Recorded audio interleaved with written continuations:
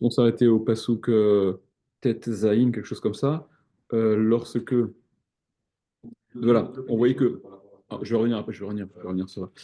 Lorsque on a vu que Esther ne demandait rien de supplémentaire que ce qu'on lui attribuait à Abdel, voilà, elle n'avait pas de, elle avait pas de les caprices de toutes les jeunes, les autres jeunes filles qui demandaient des choses supplémentaires.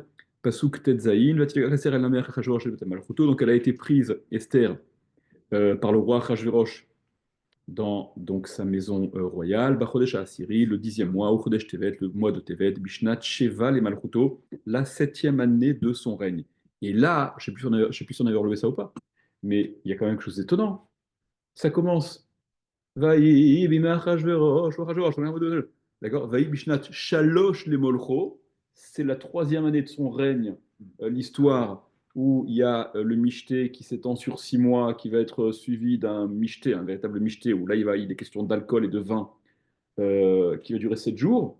Et donc il y a la crise avec Vashti, ok? Il se réveille, il a cuvé son vin et il languit Vashti. Donc on va trouver une jeune fille et on se retrouve la 7e année. Il n'y a pas un truc un peu étonnant là? Ben, on continue. Ok. Suite. Vaïe Havamelech et Esther Mikol Anashim, et donc il a aimé le roi Esther d'entre toutes les femmes. Il a préféré Esther par rapport aux autres jeunes femmes. Vatisachel Vachesedifanav Mikol Abetulot, et donc elle a trouvé grâce à ses yeux, voilà, il lui a plu d'entre toutes les jeunes filles. Vaïasem Keter Malchut Berocha, et il a placé la couronne de royauté sur sa tête. Vayam Nichéa Tachat Vashti, et il a donc fait régner, voilà, elle a endossé le rôle de reine à la place de Vashti. Euh, c'est un peu étrange que dans cet empire perse de Parasémadaï ait été retenue une jeune fille qui n'avait pas de yichus, qui n'avait pas de... on ne sait pas d'où elle sort, puisqu'elle a volontairement caché quelle était son origine, etc. Ok. Bon, probablement qu'ils l'ont considérée comme étant, de toute manière, provenant de, voilà, d'une famille d'aristocrates, enfin suffisamment importante pour voilà, c'était pas une roturière, bien que Khazal mette sur le compte de Achashverosh des origines qui ne sont pas non plus des plus royales. Vaya Samelech Mishte Gadol Lechol Sarava Vadav, et donc il a organisé le roi un grand Mishté. Il savait vivre aussi, tu vois, Mishté, Mishté, Mishté, encore un nouveau Mishté pour tous ses princes et ses serviteurs. Et Mishté Esther, donc il s'est pas contenté de faire quelque chose d'individuel, de personnel. Mais pour la nomination de cette nouvelle reine, d'accord, pour la nomination de cette nouvelle reine, voilà, il a fait de façon publique, tout le monde a participé. Vanachalamidinot Assa, il a même réduit les impôts de ces États pour que tout le monde puisse se réjouir véritablement. Ah, on a moins d'argent à payer, c'est une raison de se réjouir. Le mariage du roi avec une nouvelle reine, c'est peut-être moins réjouissant, mais des réductions d'impôts, ça, c'est sûr que ça met tout le monde d'accord. En plus de ça, Vaiten Maset Keyad Ameler, il a donné des cadeaux, il a donné largement pour augmenter encore cette joie dans son peuple. Uvekavetz Betulot Shenit, et lorsque, apparemment, il y a encore d'autres jeunes filles qui étaient en lice pour ce concours là, qu'elle allait être celle qui allait être retenue. Donc après Esther, il y en a qui restaient apparemment, qui faisaient encore la queue. Donc voilà, elles sont aussi passées. Bon, on ne s'arrête pas plus que ça là-dessus. Et on passe immédiatement à où Mordechai Yoshev Beshar Hamelech. Et Mordechai était assis, installé à la porte du roi. Donc Mordechai, il avait une fonction suffisamment importante dans la cour du roi pour pouvoir être dans l'endroit presque un peu névralgique de l'Empire. Ok. Voilà, donc Mordechai, qui est dans un endroit euh, presque dans l'intimité de la cour royale, ça aussi, ça éveille des questions. Qu'est-ce qu'il fait là-bas? Comment il a accès à ces endroits-là, quoi? Le nom de Mordechai, je vous avais dit, hein, il apparaît aussi dans la liste de ceux qui sont montés, la première alia de Babel. C'est dans Ezra. Voilà. Est-ce que c'est ce même Mordechai? Et si c'est ce même Mordechai-là, il semblerait que après être monté en Israël, il ait été renvoyé à Shushan, enfin renvoyé ou qu'il y soit retourné en tout cas, peut-être pour assumer une espèce de rôle diplomatique ou représenter les intérêts des Juifs dans le palais du roi. Bien que ce soit un peu étonnant, parce qu'on va voir par la suite que Achashverosh, il n'a pas l'air très informé de ce peuple juif, quoi. Limite, il ne le connaît pas, on dirait. Vous allez voir dans la suite. Euh, donc, il y a Mordechai qui est Yoshev Béchar Améler, qui est installé à la porte du roi. Euh, voilà. Et toujours, depuis le moment où Esther est entrée dans la maison du roi, qu'elle a donc été retenue par Achashverosh, En Esther Magedet Moladeta Betama, Esther ne dit pas, voilà, on répète à nouveau, elle ne dit pas sa patrie, sa provenance, son origine, Vetama ni son peuple, Kacher Tivalea Mordechai, comme Mordechai lui avait ordonné, Vet Mamar Mordechai Esther Osa, et donc la parole de Mordechai Esther accomplie, comme elle avait accompli, Kacher Aita Beomnaito, comme lorsqu'elle était euh, recueillie, lorsqu'elle était prise dans son enfance et qu'il l'avait donc adoptée, elle s'en tenait toujours à cette conduite de discipline vis-à-vis de Mordechai, dans le sens où elle s'en tient à ce que Mordechai lui a dit de ne pas dévoiler son origine. Et là apparaît un des événements qui va participer au tournant de l'histoire, Bayami Mahem, et en ces jours-là, où Mordechai Yoshev Eshar Ameler, donc Mordechai est installé à la porte du roi, à la porte du palais, Katsaf, Bigtan Vateresh, ils se sont mis en colère. Bigtan Vateresh. Bigtan Vateresh, eux, sont aussi deux intimes du roi, parce que Shne Sarisse Amelech Mishomre Asaf, deux d'entre les eunuques du roi, qui sont vraiment à la porte, à la garde la plus rapprochée du roi. Et le roi, pour sa garde la plus rapprochée, il prend des personnes qui sont censées être le plus de confiance, en tout cas qui ont accès à cette espèce d'intimité du roi. Et ces deux personnes-là, Bigtan Bateresh, ils ont été, Khazal aussi explique pourquoi ils ont été en colère. D'accord. L'explication que Khazal en donne dans la Gemara, c'est parce que le roi, justement, avec toutes ces jeunes filles qu'il recevait, il était insatiable, etc. Et donc, c'était un rythme insupportable pour eux. Vaïvakshu lishloach yad. Et ils ont donc entrepris de se débarrasser du roi, Bamelech Rajverosh, voilà, ils ont voulu se débarrasser du roi. Ah, voilà, quelles que soient les raisons, est-ce qu'il y a un coup d'État qui se tramait, est-ce qu'il y avait peu importe. En tout cas, euh, voilà, c'est difficile de savoir, hein, d'un point de vue historique, c'est quoi les véritables motivations, etc. Vaïvada Adava, et la chose a été sue. Cette rébellion qui couvait cette volonté de se débarrasser du roi a été connue. Les Mordechai de Mordechai, euh, possible qu'il ait entendu parce qu'il était dans leur entourage à proximité, il est capté, il est compris, il est entendu, même s'il parle dans une autre langue. La Megillah ne donne pas les détails. Vayaged l'Esther à Malka, et donc Mordechai rapporte à Esther ce qui était en train de se tramer et ce projet d'attenter à la vie du roi Ahasuerus. Va te Esther la Mélère. Esther elle a rapporté au roi, Beshem Mordechai, au nom de Mordechai. Vous connaissez le Mamar Chazal là-dessus, hein. Chazal, Kol haomer davar b'shem omro mevi geoula laolam. Tout celui qui rapporte quelque chose au nom de celui qui l'a dit, alors il apporte la geoula dans le monde. D'accord? Et on apprend ça de Esther. C'est-à-dire que cet événement-là qui semble complètement anodin, d'accord? Mordechai, il a entendu, il a dit à Esther. Esther, elle a dit à Achashverosh, fais attention. Ok, elle aurait pu dire, fais attention, ceux-là, ils sont un truc. Non, elle s'est pas contentée de dire, Bigtan Bateresh, ils sont dangereux, c'est des traîtres. En plus, elle a dit, au nom, Mordechai m'a dit. Et donc, après l'histoire, vous vous rappelez, quand le roi n'arrive pas à s'endormir, on ouvre le livre des souvenirs et on s'aperçoit que Mordechai, il a sauvé le roi. Qu'est-ce qui a été fait pour le récompenser? Rien. D'accord? C'est avec Aman qui va le prendre, qui va le faire traverser, qui va lui faire traverser la ville avec les habits royaux, etc. Toute la scène très humiliante pour Aman et valorisante pour Mordechai. D'accord? Et qui va être aussi un des tournants de toute cette histoire de la Megillah. Vaïbouka Shadabar Abiyamatse. Et donc la chose a été enquêtée, la chose a été, ils ont enquêté, et ça a été trouvé que, en effet, Bigtan Vateresh entreprenait de tuer le roi. Vaïtalou Shilem Alaetz, et ils ont été pendus tous les deux sur l'arbre. Alors, il faut savoir que, d'après certains Mefarshim, cette pendaison n'est pas une pendaison, mais c'est plus une. Comment on dit? Ils ont plus été empalés euh, que pendus. D'accord? Il y a différentes. L'empalement, voilà, c'est peut-être encore plus, plus hard, plus violent que le. Quoi qu'il en soit, à la Hetz, voilà.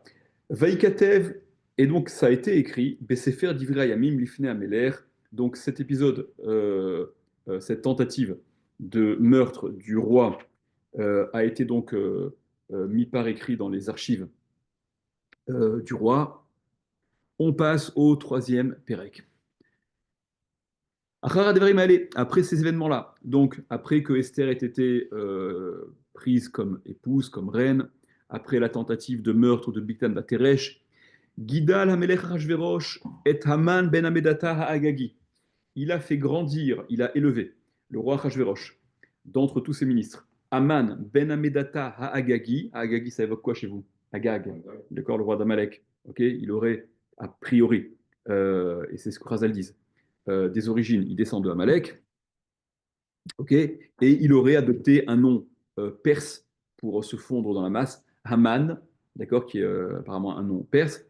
Vaina Seyehu, et donc le roi a élevé Haman, Vayasemet Kisome Alkol Asri Macharito, et il a mis son trône, enfin son trône, sa place, sa chaise, là où il siégeait, sur tous les autres au-dessus des autres ministres avec lesquels il participait donc à cette espèce de gouvernement de Achashverosh. Vechol Avdei Ameler et tous les serviteurs, tous les princes, tous les serviteurs du roi, Asher Bishar Ameler, qui étaient à la porte du roi, dans la porte du palais, Koraim ou Mishtachavim le Haman, se prosterner face à Haman, qui ren Sivalo Ameler, parce que ainsi le roi avait ordonné de manifester cette déférence, ce respect à Haman, plus qu'à tous les autres ministres. Ou Mordechai, lo yichra velo yishtachave. Et Mordechai, lui, ne se prosternait pas, ne s'inclinait pas, ni ne se prosternait. La Megillah ne donne pas de raison à cela. Il y a différentes raisons qui sont rapportées dans Chazal. Il y a une raison religieuse, entre guillemets, que Chazal rapporte, parce que Haman, il aurait sur lui une avodazara, donc se prosterner face à Haman, ça aurait été problématique. C'est une expression qui est un peu étrange, parce qu'on n'a pas vu que dans Daniel, Michel Vaz, on n'a pas vu que d'autres Névim aient pris ce problème en considération. Il y a un, il n'a pas pris en considération. Ils n'ont pas pris en considération ce truc-là.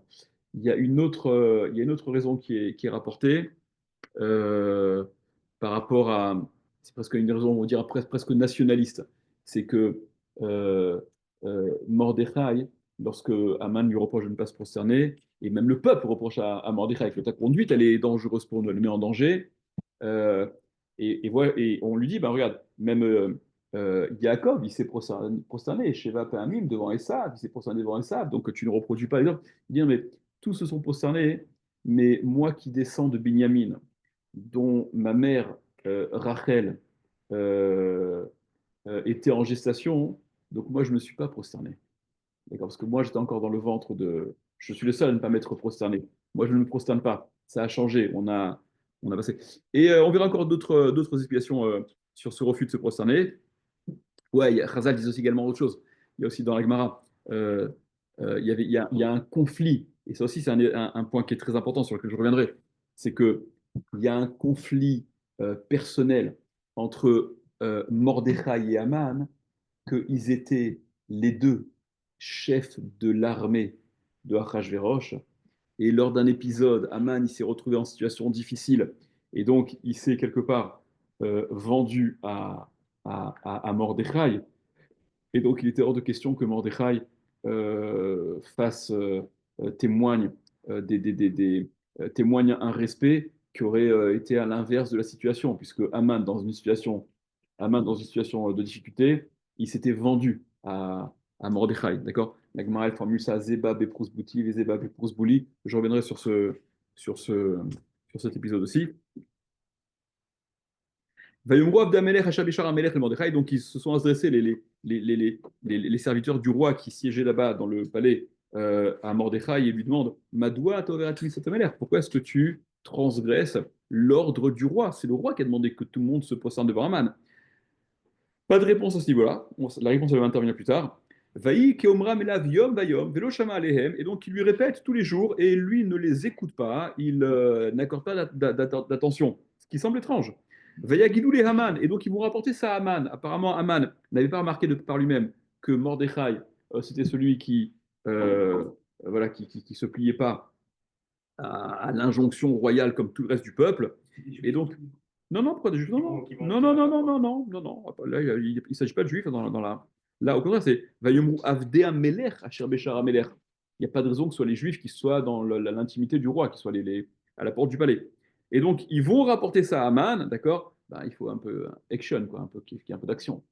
Donc, ils vont rapporter ça à Aman afin de l'irot ayamdu divri Mordechai. Est-ce que Mordechai il va pouvoir s'en tenir à sa décision et continuer à ne pas manifester ce respect qu'il est tenu de manifester vis-à-vis de Haman, qui guide la Hem Asher ou Yehudi, parce qu'il leur avait dit qu'il était juif.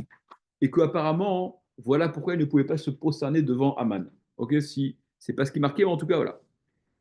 Vayar Aman qui vélo et Aman, donc il a vu lui aussi de par lui-même que Mordechai en effet ne s'inclinait pas, ne se prosternait pas devant lui. Vaïmale Haman Chema et Aman s'est empli de colère sur ce crime de presque lèse-majesté, d'accord, directement vis-à-vis de lui et indirectement vis-à-vis de du roi. Vaïves ben Abishloria ben Mordechai Levado, et donc il a dédaigné de ne s'en prendre qu'à Mordechai, qui higidou et am Mordechai, parce qu'higidou lo am Mordechai, ils lui ont dit quel était le peuple de Mordechai. On annonce à Aman, on lui dit de quel peuple Mordechai, à quel peuple Mordechai appartient. Et là, comme je vous disais hier, là aussi c'est quand même un peu étrange. Attends, avec son Streimel et ses paillos, on ne voyait pas à quel peuple il appartenait Mordechai. D'accord? Donc il n'y avait pas de signe extérieur qui permettait déjà de le différencier, Mordechai comme étant un juif par rapport aux autres. Vaïvakesh Aman et Hashmidet Kol Ayudim Asher Bechol Malchut Arashverosh. Et donc Aman à ce moment-là demande, il va entreprendre, c'est la première fois première fois, qu'il va être question de faire disparaître, de génocide des Juifs d'entre tout le royaume, l'empire de Achashverosh. C'est-à-dire que Aman, il devait être occupé. Ça devait être quelqu'un qui était relativement occupé. Il était ministre, il a été placé en pole position d'entre tous les ministres, mais il a quand même, il avait, semble-t-il, cette obsession-là Aman ben Amedata Ha'agagi. Aman ben Amedata Ha'agagi, d'accord, si il descend de Agag Melech Amalek, s'il est affilié à la, à Amalek, qui a cette haine viscérale d'Israël, parce qu'il s'agit d'Israël, alors ça peut se comprendre que malgré toutes ses occupations, il y ait cette obsession qui prenne le dessus et qu'il lui faille entreprendre. Voilà, c'est la chose importante du moment de d'effacer les Juifs. À Mordechai, donc le peuple de Mordechai. Mais le niveau du peuple juif, là, on ça, au niveau spirituel. Chazal en parle. Chazal en parle. Chazal, ils vont reprocher de façon très lourde à ceux d'entre Israël. Il faut savoir une chose, et je reviendrai aussi là-dessus, c'est pour ça que je vous dis, là, je fais un passage rapide, parce que vous ayez les éléments pour que la lecture que je vous en donne par la suite, elle soit plus compréhensible. Mais Chazal, évidemment, reproche à ceux qui se sont joints au Michté d'origine de Achashverosh, okay, d'autant plus qu'il était question de l'étalage de tous les kélim du Beth Amikdash, etc. Euh, et à part ça hein, d'un point de vue historique, euh, Shushan, l'épisode de Purim, c'est après Hatzarat Koresh. Ça intervient après que Koresh, il ait permis le retour des Juifs en Israël. Donc, avec qui ça se passe ces histoires? Avec ceux qui n'ont pas voulu retourner en Irak Israël. Avec ceux qui étaient non, on est bien là où on est. Ok. Donc, les deux temps.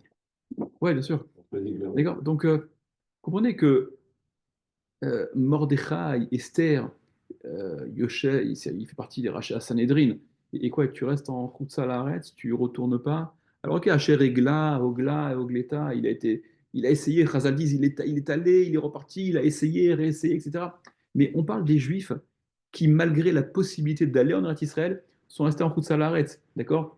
C'est-à-dire vraiment les plus bidons, quoi. Nous, Ben oui. comme nous, ok? Juste la lecture d'Amalek à Purim, elle est du fait que Haman est Ouais, un lien avec. bien entendu, tout à fait, tout à fait. Euh, Bachodesh, donc Aman, il a décidé de mettre fin, voilà, la solution finale au problème, la question juive. Bachodesh Arishon, Chodesh Nissan, le premier mois, c'est le mois de Nissan, parce que vous savez que le premier mois, d'accord, d'après le Torah, c'est le mois de Nissan. Bishnat Shetem Esrei la Melech Achashverosh, on est la 12e année du règne de Achashverosh. Donc vous voyez aussi, en passant, et je reviendrai là-dessus, euh, quand Esther, elle a été prise, elle a accepté d'être prise pour épouse. C'est la 7e année. De la 7e année jusqu'à la 12e année, il n'y a pas de problème, il n'y a pas de menace apparemment. Aman, il n'avait pas été. OK. Donc on peut se demander pourquoi. Enfin, il n'y avait pas. Il y avait une nécessité véritable de, de, de, de laisser une âme se perdre de cette façon, en étant prise par un roi goy, plutôt que de se marier avec, bah, avec un Kolelman, quoi, normal. OK. OK. Donc, le premier mois, le mois de Nissan, la 12e année du roi d'Achashverosh, Shipilpour, il a, alors pour c'est un mot perse, il a donc fait une espèce de tirage au sort. Il a fait, voilà, il fallait être inspiré par les voilà, que le moment retenu pour exterminer les Juifs soit un moment propice. Et donc il a fait une espèce de loterie comme ça. L'Ifne Haman, donc comme c'était l'habitude de ces rois d'avant, d'essayer de trouver des signes pour le futur qui soient bénéfiques ou néfastes, etc. Donc Haman, il a voulu fixer une date qui correspondait, qui allait l'aider. Et donc il a fait ses calculs et c'est tombé Miyom Liyom ou Chodesh Chodesh, Shenem Asar ou Chodesh Adar, le, euh, le mois, le 12e mois, le mois de Hadar. Voilà, il en est arrivé à la conclusion que le mois de Hadar de l'année à venir correspondait, était adéquat pour la perte des Juifs. Euh, Puisque Haman, il ne peut pas, de sa propre initiative, procéder à ce génocide, il a besoin de l'aval du roi, de Achashverosh. Vayomer Haman lamelech Achashverosh. Donc il a dit au roi Achashverosh, Yeshno amechad mefuzar umforad ben ha'amim bechol medinot malchutecha. Il y a un peuple dispersé, divisé d'entre tous les peuples, dans tous les États de ton royaume. C'est-à-dire que il y a un peuple, en fait, ils sont, alors, lecture première, ils sont dispersés de partout, ils ne constituent même pas un mini-État d'entre tout ton empire, ils sont vraiment dispersés, mélangés partout, donc quantité négligeable. Deuxième lecture, qui est peut-être plus intéressante, c'est que l'accusation, elle porte lorsque le peuple, il est éparpillé, divisé, il n'est pas uni, d'accord, ça c'est une lecture un peu seconde, hein, c'est pas le sens premier. Vedatem et leur loi, shonot mikol am, c'est-à-dire que leur façon de vivre est différente de tout le reste du peuple. Alors là, probablement que ça fait référence aux règles de la Torah, parce que sinon on ne voit pas trop quelles sont les façons différentes de vivre. Ve'et datem elechenam aussi, à moins que ce soit des attaques gratuites simplement. Voilà, comment on dit, il faut marginaliser, etc. Donc voilà, la façon de critiquer. Ve'et datem elechenam aussi, et donc les règles du roi, il n'applique pas. Ve'la melech en shovela nicham, et ça vaut pas le coup. C'est-à-dire que c'est un peuple qui est tellement insignifiant, tellement sans importance, que il vient plus parasiter l'harmonie de ton empire qu'autre chose, et c'est pas intéressant de le maintenir. Imala Tov, et si donc cela trouve grâce aux yeux du roi, d'écouter ma proposition, l'ikatev li abedam, que soit écrit de façon officielle la destruction de ce peuple, de les exterminer. Mais attention, Aman, il se propose pas, il fait pas que proposer de lancer une idée, va seret elafim kikar kesef eshkol el deosa melacha, et il propose une somme d'argent phénoménale. Va aseret elafim kikar kesef. Sachez que ces 10 000 kikars d'argent que Haman se propose de donner de ses propres biens, ok? Parce que c'était, c'était, ouais, c'est une somme colossale. C'était un ministre, j'imagine, comme aujourd'hui, les ministres se débrouillent suffisamment bien pour s'enrichir de façon honnête, parfois peut-être, et malhonnête euh, peut-être aussi. En tout cas, sachez que l'estimation de, vous savez que c'est connu que Alexandre le Grand, lorsqu'il a pris le pas sur l'Empire grec, il a récupéré plus de 3000 tonnes d'argent et d'or et d'argent, des trésors du roi perse, de l'empereur de Perse. Il a dit 3000 tonnes, ok? Et là, les 10 000 à la fin Kikar Kesef de Haman, c'est estimé à plus de 280 tonnes d'argent. Ok, voilà, si l'estimation elle est juste d'après ce qui est marqué ici, donc c'est des quantités astronomiques. Les avis al Ginza Meller que j'amènerai donc en tant que participation dans les dépôts du roi. Voilà, c'est que parce que tout ce que ça va entraîner, ne serait-ce qu'en termes de perte d'impôts pour ton royaume, voilà, moi, je comble. Je suis prêt à mettre toute cette somme. Donc, il y a vraiment Aman, il prend vraiment, il y a cette haine viscérale, mais il prend vraiment de façon très personnelle cet affront de Mordechai, cette haine de Mordechai, de son peuple, et ce projet d'extermination, ça lui tient vraiment à cœur. Il est prêt à mettre une quantité d'argent qui est incroyable. Vayassar Melech et Tabato, et donc, comment? Ouais, enfin, jusqu'à présent, non, mais. Oui, non, mais là, je veux dire, tu mets carrément toute ta fortune, ou en tout cas une grande partie de ta fortune. Ok, ouais. Vayassar Melech et Tabato, donc le roi, il retire sa bague. La bague, c'est que la bague, c'était avec le sceau, ce qui te permettait d'entériner les décisions. Mais Aliado de sa main, Vaitena le Aman Bedamedata Agagi, et donc il la donne à Aman Bedamedata Agagi, Tsorer Ayudim, celui qui est donc l'ennemi des Juifs, afin de lui conférer cette autorité-là, de le déléguer à pouvoir mener à bien son projet. Là aussi, Khazal rapporte que cette passation de bague, elle a eu plus d'effet que toutes les leçons que les prophètes et tous les jeûnes qui ont pu être faits pour appeler à la tchouva. Cette simple passation de bague, elle a eu pour effet de tchouva un effet 1000 fois plus important que tout ce qui a été essayé par les prophètes, quoi. Euh, Vayomer Amelech le Haman. Et regardez la réaction de Achashverosh. Il dit le roi à Haman, à Kesef, l'argent que tu m'as proposé de me donner, Natunlar, il reste chez toi. On prend à notre compte ces dépenses et ce projet. Veram lasot mokatov beenecha, et toi, avec ce peuple-là, agis comme il te convient, comme il est bon à tes yeux. Donc, à ce moment-là, Achashverosh, il a l'air très versatile parce que il fait dans un premier temps un michté où il invite tous les États, tout le peuple. Euh, ensuite, il va au-delà de ce que Haman lui demande de faire, puisque pour exterminer ce peuple-là, enfin ce peuple, c'est ce peuple juif, quoi, mais qui avait pas été mis, sur le côté quand il a invité tout le monde. Et là, non seulement il accepte ce génocide-là, mais il le prend à son compte. Il fait du zèle. Ok. Donc Aman, il réagit, en tout cas Aman est très réactif. Vaikaro, Sofra, Meler, Bordesha, Rishon, Bishusha, Asar, Yombo. Et donc ils ont été appelés, ils ont été mandatés, tous les scribes du roi, le premier mois, le 13 du mois, Vaikata, Vikro, la Shativa, Aman, El Achash, Darbene, Ameler. Et donc ça a été écrit selon tout ce que Aman avait ordonné au Achdar Pene. C'est quoi Achdar Pene?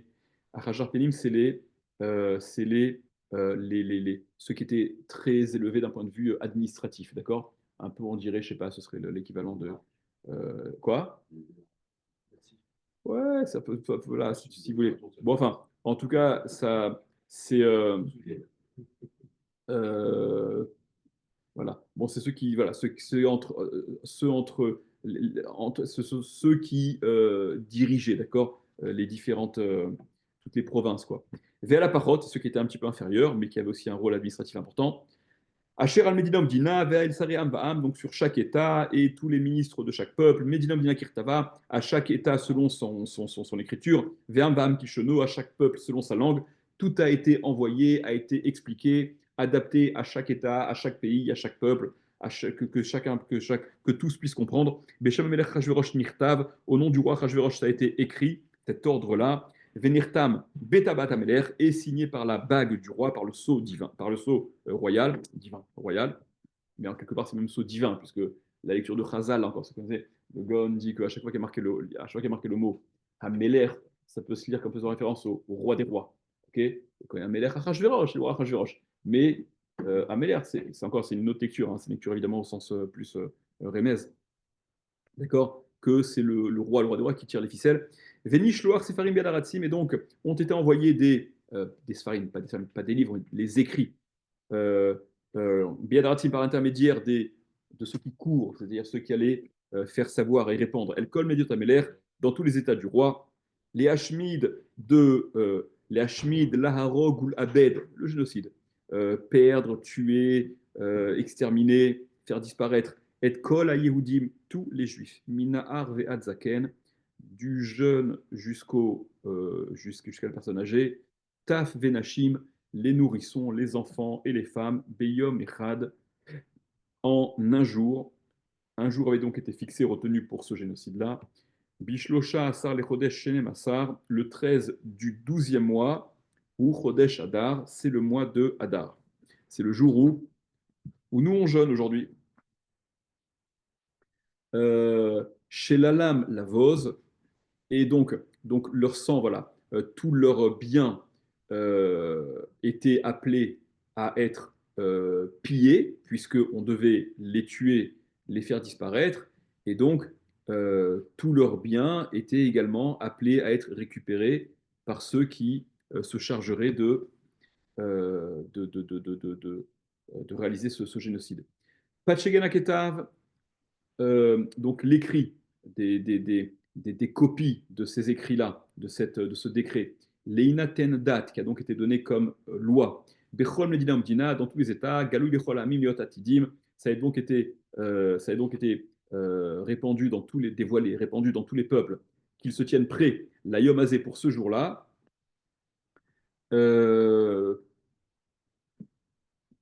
Voilà. Alors, même si les Juifs n'étaient pas présents dans absolument tous les endroits du royaume, n'empêche que ça a été diffusé dans tous les endroits de cet empire, Mehodou, Veatkou, Sheva, Vesrimumia, Medina, etc.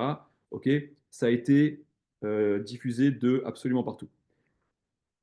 Haratsim, Yatsut Khufim Darameler, donc ceux qui couraient, c'est-à-dire ceux qui étaient préposés à aller diffuser, faire savoir, ils sont sortis dans l'urgence de la parole du roi, Vehadat Nitina Veshushan Abira, et donc cette règle, enfin ce décret qui a été fixé, il a été donné également à Shushan Abira, à Suse, la ville de Suse, la capitale, Vehamelech Vehaman Yashvu Lishtot, et le roi et Aman se sont installés pour boire. Ils ont levé leur verre à la réussite de ce projet. Donc, ils étaient dans cette joie de concrétiser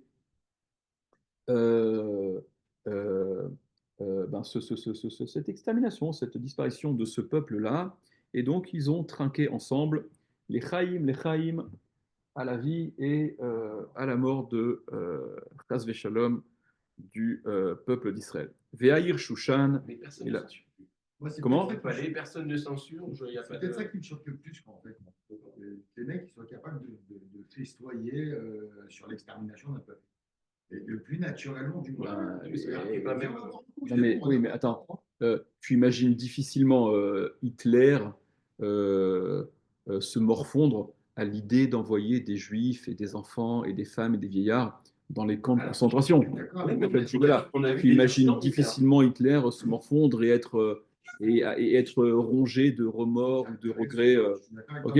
On ne relève pas C'est Ouais. pas des moments qu'on relève du terrain où on dit tiens, il était à un banquet, il était en train de fêter là son Mais, élection ou quoi. mais c'était, Là, non, au contraire, là, on le soulève. C'est-à-dire que c'était, le mec qui a c'était, dealé, non, c'était une réussite pour eux. C'était un aboutissement, c'était une réussite, c'était une vision, c'était un projet. Au contraire, c'était, voilà, c'était la purification de la race, quoi. C'était du monde. C'était, tu laves le monde d'une gangrène en te débarrassant du juif qui. Au contraire, il y a de quoi, se réjouir. Venez, venez, venons, venons. Bon, non, on n'était pas avec eux, mais en tout cas, c'est ce que le texte rapporte. Il n'y a pas de raison de remettre en cause cette. On a connu des antisémites et c'est juste que ça Ouais, souligne bien. ouais, en Le effet, mec est en joué. effet. Vehaïr Shushan et la ville de Shushan, ok? Alors la ville de Shushan, essentiellement les habitants, les Juifs probablement, qui étaient donc autour de Mordechai et trucs. Navocha était donc, voilà, Navor, ça veut dire perdu, égaré. Ils étaient groggy, ils étaient complètement, ok, ok. Voilà, ça c'est le troisième Pérec. Est-ce qu'il y a besoin de faire le quatrième pour ce que je veux vous dire? Bon, venons, on continue un petit peu, même si. Venons, on continue un petit peu, si vous avez la force. Euh, vous vous rappelez que le refus de Mordechai de se prosterner devant Haman, ça a été finalement la raison, en tout cas en termes de. Exactement, officiel, d'accord? Officiel et peut-être même peut-être superficiel, à cette xéra, à ce décret de génocide contre les Juifs. Euh, on va voir que dans la discussion qu'il y a entre Mordechai et Esther, euh, euh, c'est à ce moment-là où. Alors, allez, on va voir dans le texte. J'assure dans le texte. Ou Mordechai, Mordechai. Donc, Mordechai qui était, rappelez-vous, haut placé dans le gouvernement, dans cet empire de Achashverosh, puisqu'il il évoluait dans la proximité du roi. D'accord? Shar Ameler, Yada et Kol Asher Naasa. Il a su tout ce qui était en train de se faire, tout ce qui était en train de se tramer. Ok, probablement qu'il faisait partie des premiers à le savoir, d'entre les premiers à avoir lu ces décrets qui avaient été mis par écrit, qui avaient été diffusés dans tout l'Empire. Et donc il a saisi très vite le caractère critique de la situation. Vaikra Mordechai et Begadav, il a déchiré Mordechai ses vêtements en signe de deuil. Vailbash Sak Efer, il s'est vêtu d'un, voilà, c'est une espèce de sac de jute comme ça, et il a mis sur sa tête de la cendre. D'accord, donc il a témoigné, il a exprimé cet état de détresse absolue. Vaïtse Betochaïr, il est sorti dans la ville. Vaïzak Zaka Gedola Umara, et il a crié, il a tenu, voilà, il a, Khazal voit là-dedans, William Farshim, je ne sais plus, voit au travers de cette expression-là, il a crié, c'est des prières qu'il a adressées, de grands cris amers, des prières, et surtout, au sens premier, il a crié contre cette décision qui était tellement arbitraire, tellement injuste, et donc il a voulu s'élever contre les pouvoirs qui avaient pour projet donc d'exterminer son peuple. Va y avoir Bifne Sharameler, il est arrivé jusqu'à la porte du roi. Il n'est pas entré à l'intérieur. Pourquoi? Qui haine l'avou el sharameler bidvouch sac. Parce qu'on ne peut pas franchir la porte du roi en étant vêtu de cette façon-là. Il faut être vêtu voilà, de façon royale, en tout cas en accord avec la royauté. Ou bechol medinam dinam ekomeshot veramelech vedato magia, et dans tous les états, dans tous les endroits où ce nouveau décret du roi arrivait, Evel Gadol Ayehudim, un grand deuil pour les Juifs, Vetsom, Oufri ou Misped, et des journées de jeûne, de pleurs, de tout ce qui était funèbre. Sakva Efer Yutsa l'Arabim, et donc ce qui a été euh, et ce qui a été proposé enfin à tous ces juifs de l'empire, c'était ces vêtements de deuil ils ont vraiment tous pris à cœur, évidemment.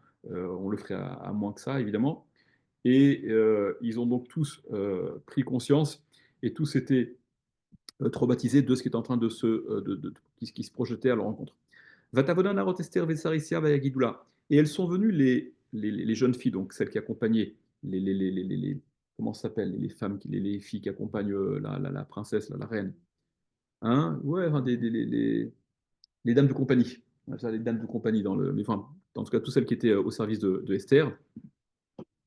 Et elles lui ont dit, elles lui ont raconté, euh, parce que elle connaissait en plus, elle voyait bien que Mordechai, c'est celui qui demandait à chaque fois des nouvelles de Esther. Et donc, C'est marqué qu'il demandait de ces nouvelles bien sûr, tous les jours. ouais, bien sûr, Je sais ce qu'on a lu au début, ce qu'on a lu au début, D'accord. d'accord? Vatitralchal Malka Meod. Et donc elle a été extrêmement, voilà, elle a été, elle aussi, elle a été, ça a été un coup qui l'a percuté de la façon la plus violente, elle aussi, quand elle a entendu, quand elle a pris connaissance de ce qui se passait. Vatishlar begadim la bichet Mordechai ulasir sako me alav, et elle a envoyé des vêtements pour en revêtir, pour vêtir, habiller Mordechai, et qu'il enlève son sac de jute là, de son habit de deuil. Vélo Kibel, et Mordechai n'a pas accepté.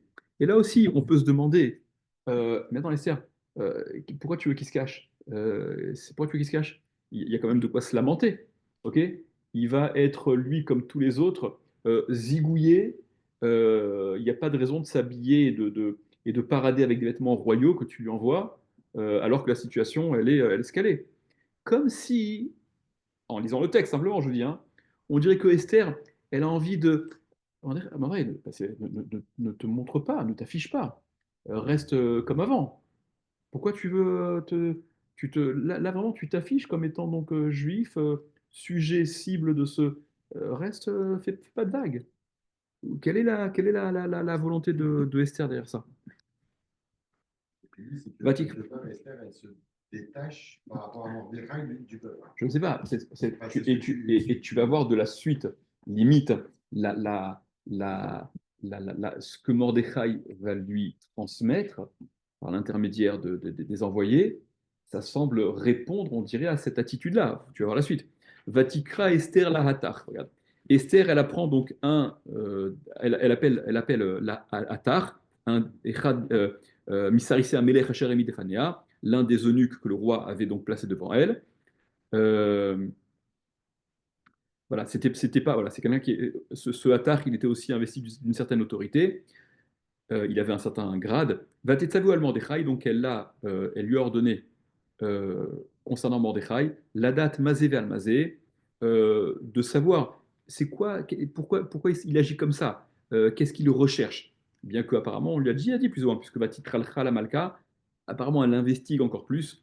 Vayetse Atach el Mordechai, donc il est sorti Atach auprès de Mordechai, El Rechov Ha'ir Asher Lifni Shar HaMelech, sur la place la place de la ville qui était face à la porte du palais. Vayaged le Mordechai et Kasher Karaou, et donc Mordechai lui a raconté tout ce qui s'était passé. Pas simple, l'Avdavka, hein, Mordechai lui a peut-être pas raconté son refus de se prosterner devant Haman, etc. Euh, Voilà, il a peut-être. Voilà, enfin, peu importe. Ve'et parashat aksef asher amar Haman ishkol al ginze hamelech, et donc toute l'histoire de l'argent que Haman avait proposé d'apporter dans le palais du roi Bayoudim le Abedam pour pouvoir donc faire disparaître les Juifs. Donc, c'est-à-dire que, à part la xéra, à part ce décret de, d'éradiquer, de se débarrasser de tous les juifs, apparemment, même cet épisode où Haman avait proposé une somme astronomique de ses propres biens pour, pour procéder à ce génocide, ça aussi, ça s'était répandu, c'était connu, ok, puisque il raconte ça aussi, Mordechai, ok, à moins que ce soit par Ruach HaKodesh, etc., mais bon, c'est pas ce qui est marqué dans le texte. Vet Patchegen, Ketavadat, Ashanitam Shon, Lashmidam Natano, et donc il lui a même remis une copie de ces lettres qui avaient été dispersées dans tout l'Empire, donc à Attar, les Harot et Esther, afin qu'il montre à Esther, Oulia Gidla, et lui dire de quoi il s'agit, les Tsavot Aléa, mais en plus de ça, pour lui ordonner à Esther, en son nom, Mordechai, donc Mordechai demande à Attar de dire à Esther, la voix à la l'air de se présenter auprès du roi, l'itranenlo pour le supplier, ou le vakesh milifanav alama, et d'intercéder devant le roi pour son peuple. Si ce n'est Esther, quel homme aurait pu intervenir auprès du roi, puisque l'homme le plus puissant après le roi, ben, c'était Aman. Mordechai, il bénéficie pas de cette de proximité avec le roi, évidemment. Il n'y a que Esther qui vit dans le palais, qui est la femme du roi, qui est la préférée de Achashverosh, qui est la seule, finalement, à avoir la moindre chance d'intercéder et d'empêcher que ce génocide se réalise. Vayavo Atar, Vayaged Esther et Tivere Mordechai. Et donc Atar, il est venu, il a dit à Esther, il a rapporté les propos de Mordechai à Esther. Et dans un tel cas, à quoi est-ce qu'on s'attend, nous? On s'attend à ce que Esther, elle est informée que son peuple va être passé au fil de l'épée, et que donc, ni une ni deux, évidemment, il n'y a pas de question qui se pose. Va te Esther à Attar, savez-vous? Donc elle a dit Esther à Attar, et elle lui a donc ordonné en retour, El Mordechai, de s'adresser à Mordechai et de lui dire les choses suivantes, qu'il y a des règles pour se présenter auprès du roi. Kol Abdei Amelech, tous les serviteurs du roi qui se trouvent donc dans sa cour. Ve'am Medinat Amelech yodim asher kol ish veisha asher yavo el Amelech el echatzer apenimit.